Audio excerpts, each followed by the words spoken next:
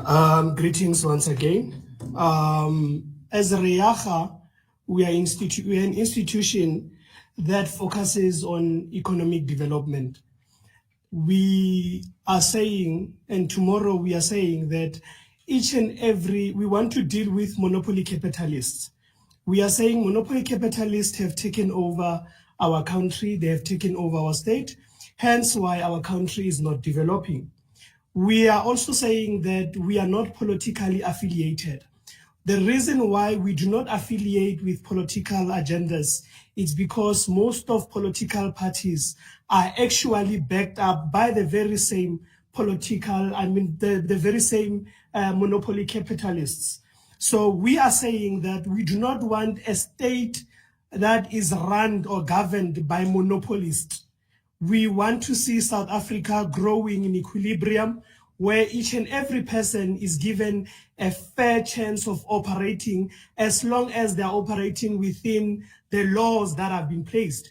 Certain laws, yes, they are violated and they are monitored by the very same monopoly capitalist. And we are saying that anything that does not benefit South Africa should not be taken into an upper hand. Hence why certain policies, we argue on them on the basis of saying who benefits from that certain bylaw or from that certain policy. Now, in regards to the president, Zambia, we are saying what economical frustration is this going to create towards the country? What implication are we going to receive? Now, we are saying the recent dispute over the burial of former Zambian President Edgar Lunga in South Africa has sparked significant controversy and raised several concerns. As an economic institution, we would like to highlight the potential implication and these disputes of the economy and migration. The trade disruption. What disruption is this going to create within South Africa and Zambia? Investment uncertainties. If by law, each and every company that comes to South Africa must come as an investor. Those that are coming as investors, not as monopoly capitalists, but as investors, what effects is it going to create? My colleagues here from UCM, there's also highlighted the influx also of Zambians coming over to the country. What effect is that going to create? So we are saying to Zimbabwean and to the family of the late President Edgar to say, please look at it in a broader view to say what implication is this going to create towards the economy of South Africa. We want to ensure that our economy rises. Anything that is going to disrupt our economy, we will stand by all force to say we are not part of it. We thank you very much. Let us rebuild our country together. Monopoly capitalist, down with monopoly capitalists. President Cyril, every monopoly capitalist that you have encouraged, we want to say we do not stand with it. Thank you very much.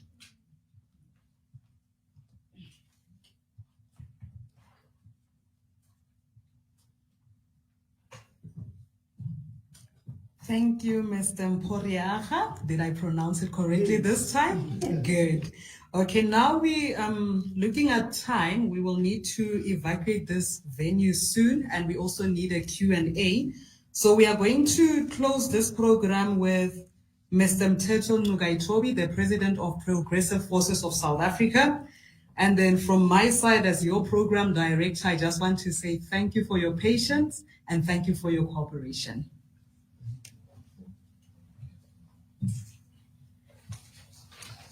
Once again, good afternoon, members of the media, colleagues, patriots.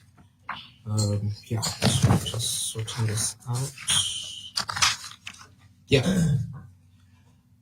Before we close today's briefing, allow me to bring the conversation back to the heart of the issue, the truth, transparency, and accountability. It has now come to light to us that the former president, Edgar Lunga, was allegedly admitted into a Pretoria hospital under a false name. That forces us to ask critical questions on our own government.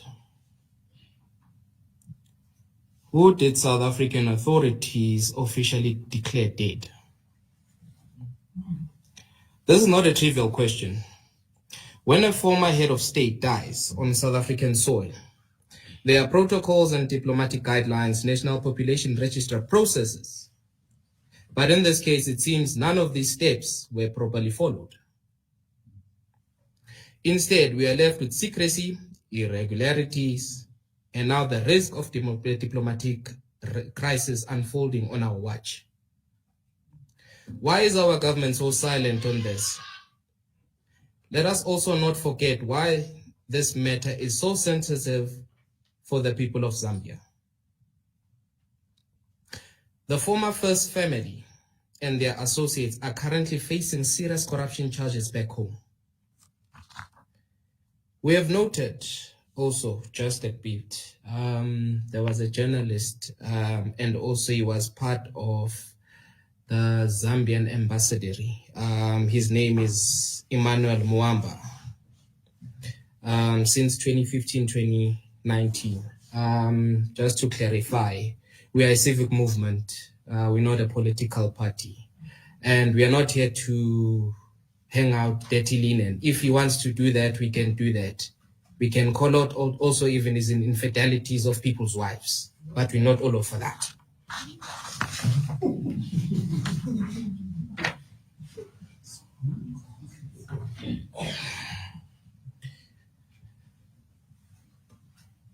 Right. These are not allegations of petty theft. This is about state capture, asset looting, the plundering of Zambian national wealth, and accountability cannot be denied.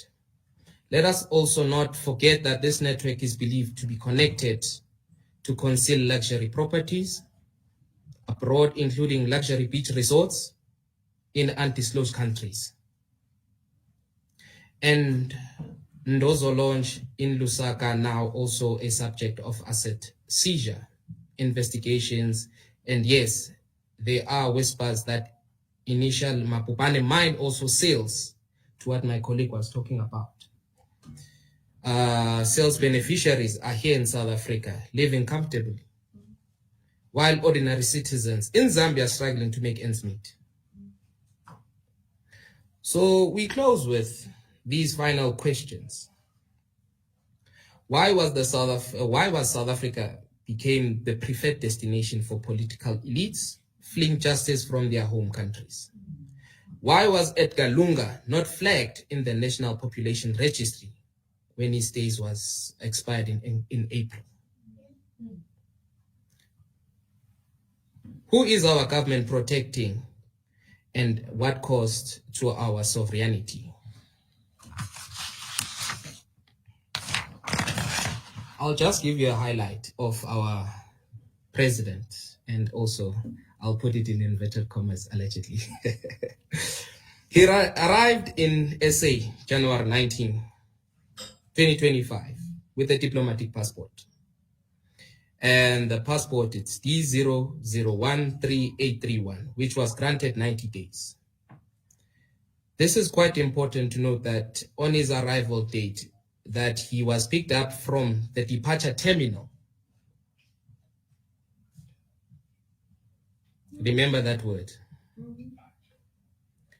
By a luxury Audi Q7, top of the range, blue in color, and its registration number, and understood to belong to a Zambian businessman who's got international ties, even here in South Africa. To claim that he was picked up by a taxi, why would a free traveler be picked up at a departure terminal as opposed to an arrival terminal? That's where we are.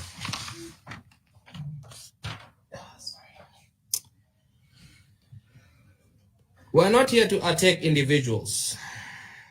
we are here to defend the integrity of regional justice, the dignity of our people of Zambia, and the rights of our ordinary South African citizens who will bear the cost of political impunity. We want transparency and accountability, and we demand that the former President Lungu be returned to his people for a dignified burial in Zambia, not hidden away in shadows of diplomatic loopholes in our country.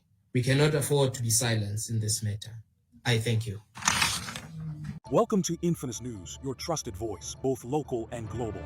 We are proudly independent, with no political affiliations and no bias. At Infinus, we don't take sides. We amplify the voices that matter. From the streets of Lusaka to the suburbs of Sydney, from Eastern Province to Western Province, from America to Austria,